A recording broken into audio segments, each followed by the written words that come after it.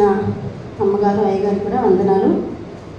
వచ్చిన మీ అందరికి కూడా నా హృదయపూర్వకమైన వందనాలు తెలియజేస్తున్నాను. నాకు ఇచ్చిన ఈ చిన్న సమయాన్ని బట్టి నిజంగా దేవునికి కృతజ్ఞతలు.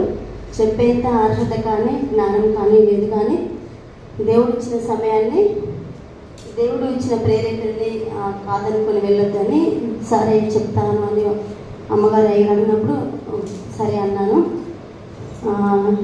ఇందాక రిబికా 2 పాసులు వేసిన విధురాల గురించి బోధించింది కదా. ఇప్పుడు నేను 1 రాజుల గ్రంథము 17వ అధ్యాయము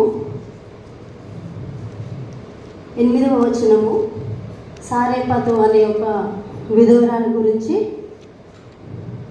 నేను చెప్పాలని ధ్యానించాను. చిన్న ప్రార్థన చేసుకుందాం.